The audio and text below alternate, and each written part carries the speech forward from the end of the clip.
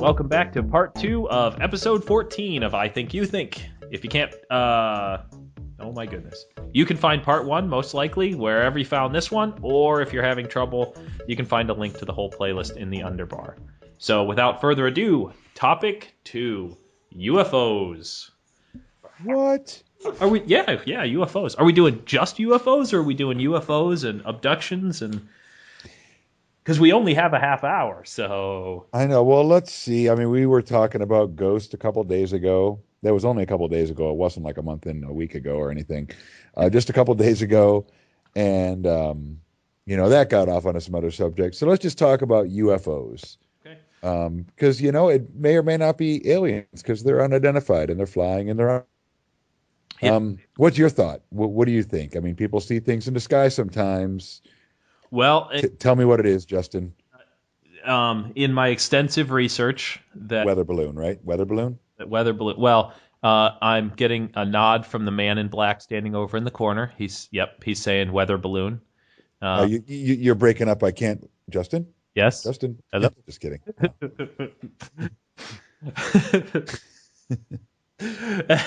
Yes, this is the kind of show we're going to have this week. Yes, and then they giggled at their own jokes for like 15 minutes. I stopped listening after that. What a horrible show. So, anyways, you think UFOs are? I think UFOs most likely are well, I mean there are lots of things that could be UFOs in general. The lights in the sky and things like that are probably more likely to be aircraft. Whether or not it's experimental aircraft or anything like that, there could be certain there could be certain natural phenomenon that's taking place that people mistake for UFOs. And if I take my shoe off and throw it across the room and somebody doesn't know what it was, they might call that a UFO, an unidentified flying object. So, I mean, in general, on the broad kind of sense of what a UFO is, it could be just about anything. Do I actually think it's aliens visiting our planet? No, I don't think that there are aliens visiting our planet. And that's a 100% no for you as far as aliens visiting the planet. I think that the likelihood that aliens travel thousands of light years or even hundreds of light years to visit some backwoods little planet on a spiral arm of a nonsense galaxy is pretty unlikely. Well, okay, so before I posed my question, for me, I think very similar. I think some UFOs are just some circumstantial moment in natural phenomenon. There's, some vapor in the air and a plane there and sunlight reflecting off the plane and hits that vapor and it looks like something strange in the sky. I think the possibility of there being experimental aircraft is very likely. I mean, it's a very competitive technological arena when it comes to spacecraft. I mean, all the stealth things and drones and things we deal with, and any other number of things where people just misinterpret what they see. But the question I would pose is, how far off in the future do you think, or how far away do you think we are technologically from being able to travel, let's say, to Pluto and back, even though it's not a planet? Just give Pluto some props. Yeah, thanks, Neil deGrasse Tyson. Like a single individual, or multiple people in a singular lifetime to be able to travel that far and return to Earth. Sure, I would say that from the kind of sciencey shows that I watch, the technology exists right now to do that, but because of certain international laws and lack of funding, lack of there's no the cost benefit analysis. There's no it's hard to find funding for something, a project like that when all it is can we send people to Pluto and back, in the lifetime. From what I understand, there are spaceship designs that exist that utilize like nuclear explosions in space Okay. against they basically, from what I understand, you have these nuclear explosions they explode against these, for lack of a better term, these kind of sails that catch a majority of that energy and propel the spacecraft forward. And these kind of designs of spaceships, and there's some technology that doesn't quite exist yet, to help make this happen. But for the most part, these ships could easily be built within the next decade. We can get up to like a tenth the speed of light, which for those who don't know, a tenth the speed of light is pretty damn fast. Oh yeah. I mean, now we're talking about actual relativistic speeds in which, when the people leave and come back, for us on Earth, weeks or even months will have gone by, and for the people who actually traveled on the spacecraft, only days, type thing. It's actual relativistic speeds, Right. Right. and the technology actually exists to do these types of things. So we're not that far away from it. I think what more has to happen is that the kind of collective consciousness of our world has to move in that direction. We have to decide that we're going to go into space. We're going to become a spacefaring people. Well, Sorry, go ahead. well, I mean, using that as a jumping off point, just to, devil's advocate as far as aliens, flying, UFOs actually being aliens visit the planet. So, say in 20 years we get to the point where, we'll even say 50 years. 50 years we get to the point where we can do that. We have the ship, we send it off. It's going to go to Pluto or Neptune or something way out that way and come back. And it's going to do it in 20 more years. So in 70 years, that returns. Okay. So 70 years from now, we have the equivalent of, the first plane, taking off and landing, the very first manned flight, but in a space capacity, which was, do you have an idea when that was exactly? What, the plane? Yeah. It was in the early 20th century. I want to say the teens of, Okay. of the. So 100 years ago. Sure, easy. So if that's 100 years ago, now 170 years in the future. So 70 years for that. I mean, and this is all obviously just speculation, but 100 years after that comes back, isn't it possible that we could have developed that technology to the point where we could go even farther, even faster? Yeah, sure. I mean, there's no doubt. I do know that, to a certain extent, um, and I'm not an expert in this, but to a certain extent, the drawback to relativistic speeds is there's a cutoff point. There's a point at which we really just can't go faster, and I'm not even talking about the speed of light. It's way, way before that, because in order to get up to the speed of light, the thing that's traveling at that speed has to become almost pure energy. I mean, when we use the Large Hadron Collider, and we take, I think, I'm trying to think of which part. I think they might be just protons, and we get them going around at, it's something like 99.99999% the speed of light. It's still not even the speed of light. And we continue to add energy into the system. The proton just will not go any faster, and the reason it doesn't go any faster is because of relativistic just laws. All it does is add mass. The proton just gets heavier and heavier and heavier. Because the great thing about energy and mass is they're two sides of the same coin. We don't realize that, but they really are. Oh, yes. So you add energy to something, it can't continue to go faster and faster.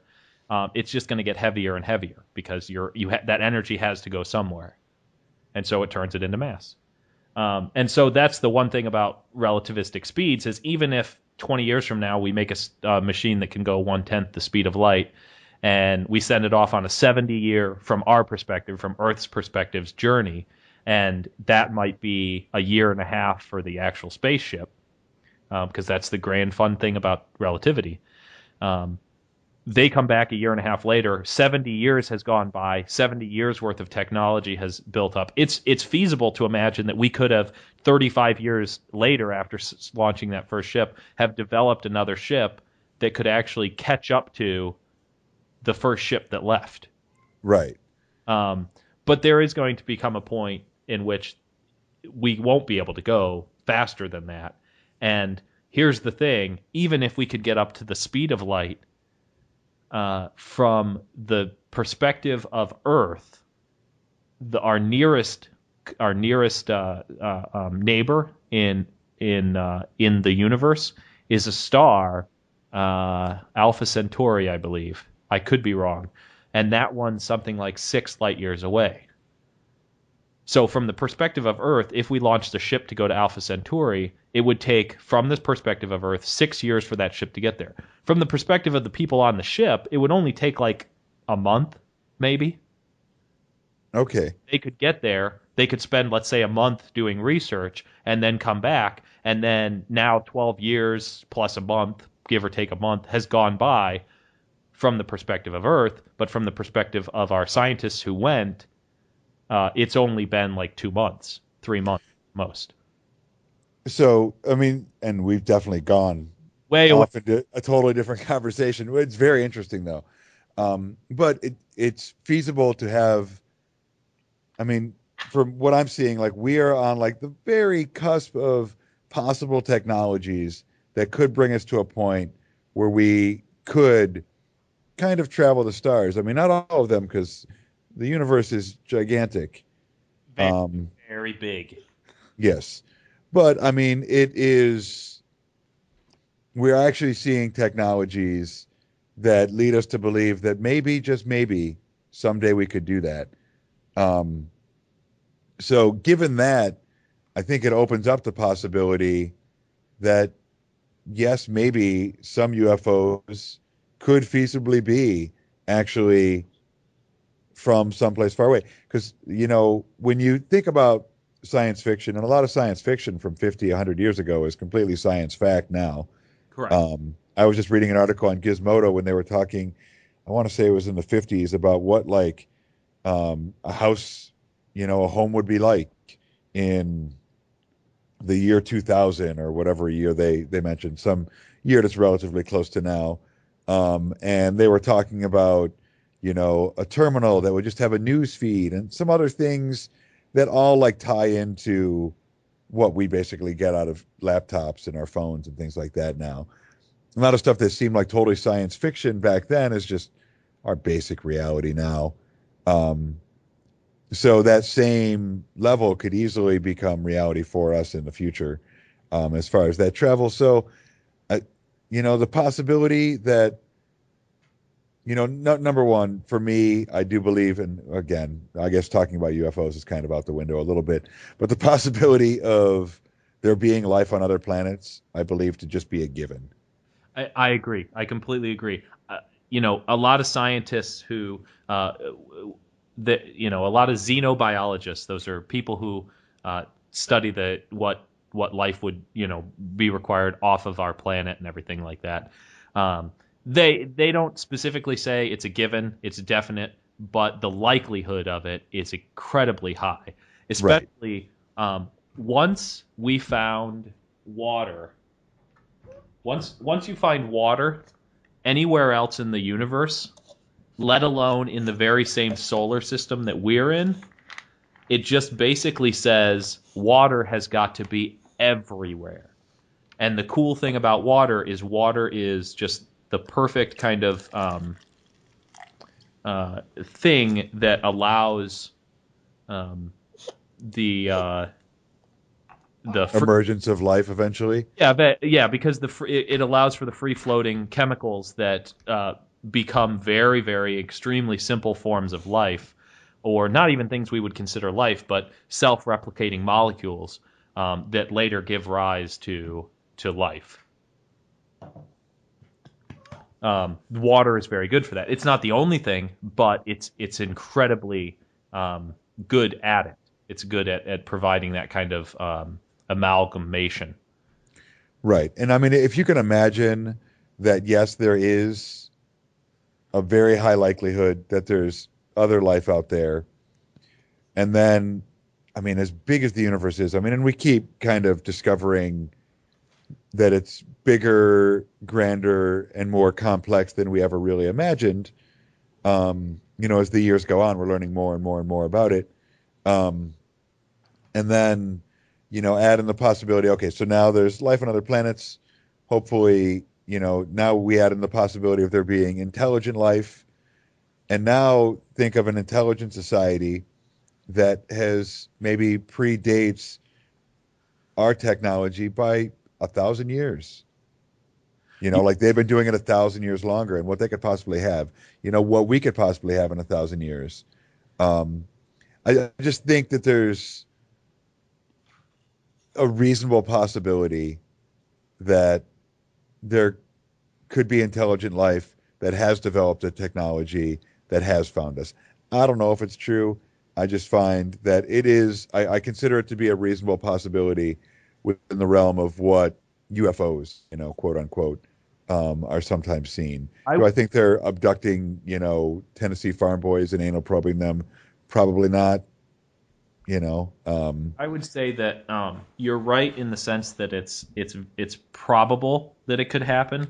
That the thing that kind of why I don't find why I don't think that we've been visited by another intelligent spacefaring race is because just the amount of energy and uh, commitment that a spacefaring race would require. And what I mean by that is that if we become a spacefaring race, if we become then either we're going to be a spacefaring race in the sense that we colonize other planets within our own solar system, and we traverse the relatively small gap between something like Earth and Mars, or Earth and the moons of Jupiter, or even further out Neptune and Saturn, Uranus, and things like that. The amount of space outside of our solar system is so large and so grand that a spacefaring race that's traversing that would require huge amounts of energy. And I maybe this is a unfortunate way to think about it, but I believe that if a spacefaring race had the capability for traversing that, if they came across a planet like ours, they wouldn't just hang out, behind the moon and send ships every once in a while to, as you said, probe farmers or something like that.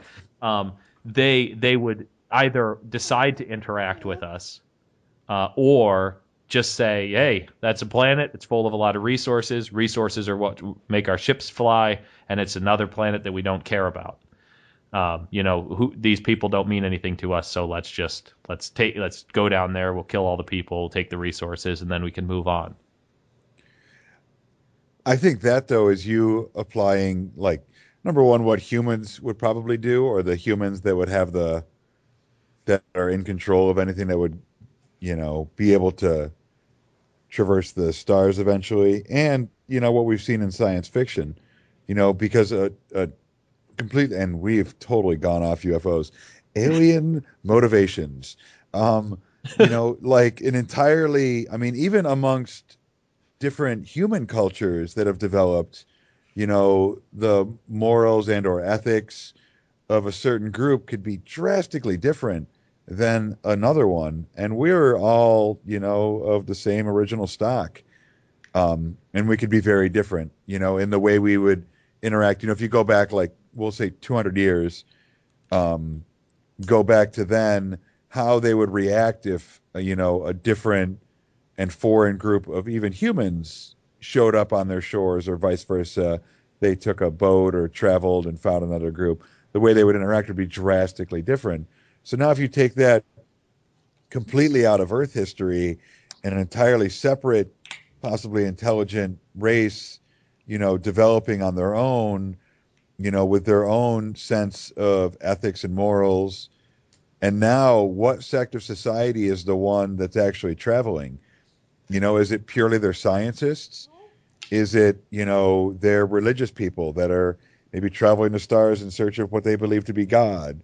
Or is it just the uber wealthy that have the right to get these ships? It could be anything. It's impossible to really know what their true motivations would be, what sect of their society it would be that would be in that ship. So until you could begin to know those things, it's really hard to know how they would react when they would show up and find a planet at our level of, technology, and how they would interact, what they would do. There's so many unknowns, um, like impossible to know.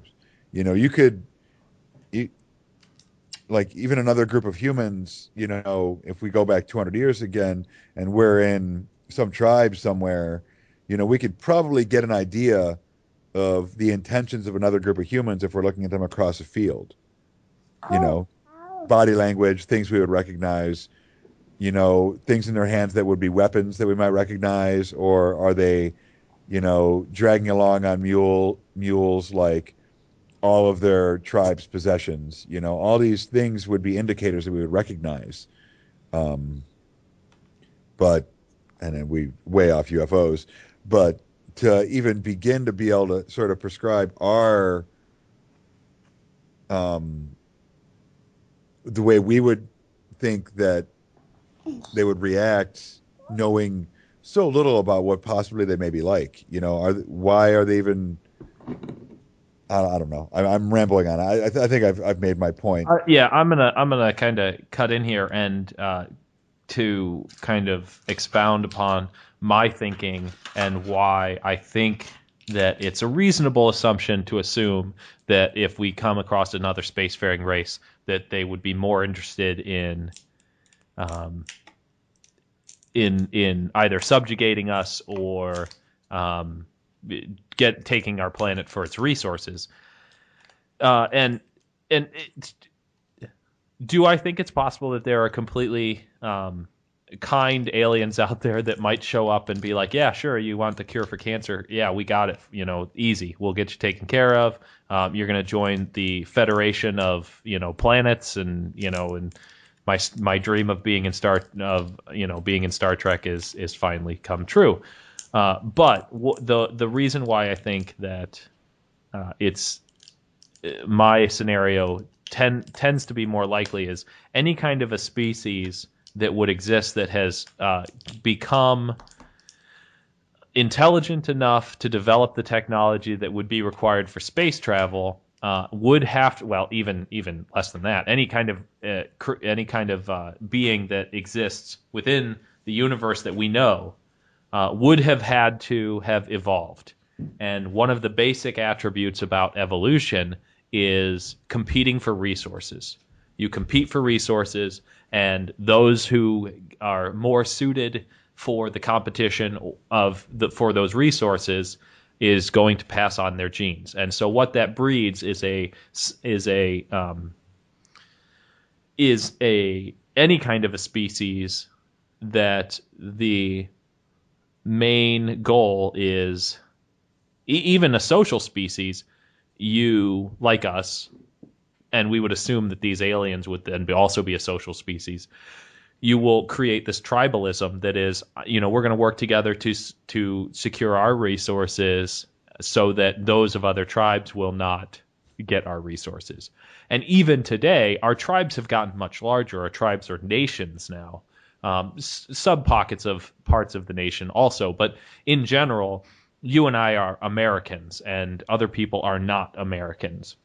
And so we are as a society working to keep our resources, and there is to a certain extent a certain amount of working with other tribes in order to secure resources for our tribes, but all that really is just an expanding of those tribes. Any kind of a race that would have gone through that would I either they're going to be a single tribe of a country of a nation or of a world that has utterly destroyed all other tribes, or they've come together all of their tribes. But that whole concept of this tribe here versus that tribe there will still exist. And I would still go back to the amount of energy that would be required You know, for long distance space flight. You come across this fertile world that ours is, in general, for the types of metallic things that we have, and the what this planet has, the water and things like that, and the oxygen. Those and the tribe that you've come up against is less technologically advanced, and you can easily go in and kind of take what you want.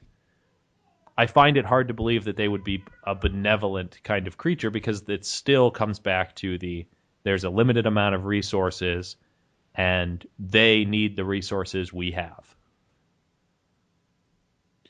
well, I mean, evolution and that competition, although it does still exist today, in many ways, because our tribes, if you will, can be so large now, we've moved away from it to a degree. I'm Okay. not saying it doesn't exist; it still does. Um, but we're definitely not, small tribes of, 12 to 20 people, who the elders are, like we would be the oldest people in our tribe, most likely, back when, if you go back hundreds, if not thousands of years. Um, we are not, I mean, it's not that anymore. So now if you add on 1,000 years or 10,000 years, if a society can survive that long, I think it is possible, and I would hope that it's possible for us, um, to get to the point where, you're kind of beyond that, or that the entire concept of that tribal mentality is, nothing but benevolent, as everyone is sort of working for the greater good. And I mean, we are far away from that, but I would like to think that in some ways we've made moves in that direction already. Um, and not to say there aren't some really big moves that would still need to be made. And it's nothing that I think me or you would see in our lifetimes, unless something incredibly major happened. Um, but I think it is possible for an intelligent society to get there. I don't know, I mean, there's no way to know that there's life out there at this stage, know that there's intelligent life, and then that life can travel here, and then what the motivations of those people would be. I definitely see what you're saying as far as, survival of the fittest. Um, it does exist, and it is very, um, it's part of the natural order of things. But once you add intelligence to that, you can a society can become what it collectively wants to be. And if that is, something more benevolent, then we would definitely be lucky. If those are if that's what visited us, if ever it does happen, or if it has happened, we will be definitely in good. We'll be much happier if that's what shows up. Definitely. I mean, fair. That's definitely fair enough. I mean, there's there's no way to know. I think we're really just contemplating our navels at trying to figure out what the motivations of any kind of a spacefaring being would be. Um, I do think that we can, at the very least, agree that the idea of them abducting a few people here and there around the world, um, for scientific purposes, almost seems laughable. Um, yeah, I don't know. Maybe I'm wrong. Maybe that makes perfect sense to you. Well, I mean, there are scenarios where you could imagine that, where I could imagine that being the case. I mean, if, they're not really benevolent and they're a little, and they want to learn how to, hurt us or learn about us and consider us inferior. We're just one more creature on this planet, extremely primitive. Um, it wouldn't be much different than us, you know, doing, experiments on rats. Sure, sure. You I mean, know, I from the mean, rat's perspective, right. Or, I mean, from our perspective, looking at the rat, we are the rats to, a potential intelligent race. Um, but yeah, I don't know. I don't I, know. it, It's all very what ifs. in full disclosure, I've gone back to playing XCOM a lot recently, and so that might be coloring my view of aliens coming to our planet. I've also been I've been playing it on the harder difficulty, so the classic difficulty is basically hard, and I tried to play it on impossible, but as the name suggests, it is in fact impossible. Ah, yes. So, Well, uh, with a title like that, you should try to be impossible. well, from what I understand, only like two of even the developers of the game have even beaten it on impossible. Well, Yeah, so it is incredibly difficult, and I thought I was good. Like I thought I was pretty decent at the game, and I'm like, oh, it'll be hard, but I'll walk through it. And like I couldn't even get past the first mission. wow. So there you go. Sweden. So that's right. So Eden's been building a spaceship to take us to Mars. Look, They they have haven't. they? No, they haven't. I'm just saying. Oh man, just we're, I just wanted to say Sweden. We talked about video games. We mentioned Sweden. We got off topic several times. I mean, it's just a regular podcast for us. that's normal. And that brings us to the end of our part two on our topic was what, quilting. I think we started off talking about cookies. Cookies might have been it. Yes. Actually, it was UFOs. But yes, you know that. Anyway, yeah, I don't. I'm sure there's lots more we can talk about in various kind of scenarios to go, but we are way, way, way over time. So we are going to wrap this up. As we say pretty much nearly at the end of all of our podcasts, guys, continue to like the video, like the comments on the Facebook page. Continue to share the videos and the podcasts, and let your friends know about them. We want people to come and share with us, share their ideas, even have more back and forth and more discussion. It's not just James and I talking. We want you guys to partake in this. This is it's not just us. It's you guys are part of this, and even so much as we want to be able to have you guys on as guests eventually. We might even be doing live podcasts for you guys to actually hear and interact with while we're actually going off topic, and you can yell at us to get back up on topics. So those are some things that are coming in the future that we're talking about, and for the time being, it's we want to have guests. If there's a topic that you really want to talk about, email us.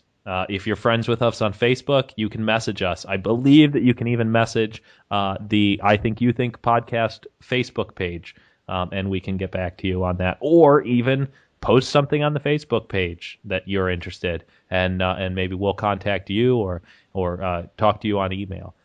We're here to have a conversation with you. That's what we're here for. And I'm rambling now, so James. Well, thanks for listening. If anything in this or the last podcast seems really out of context because of things we say in podcast before that, it's because we recorded these before them.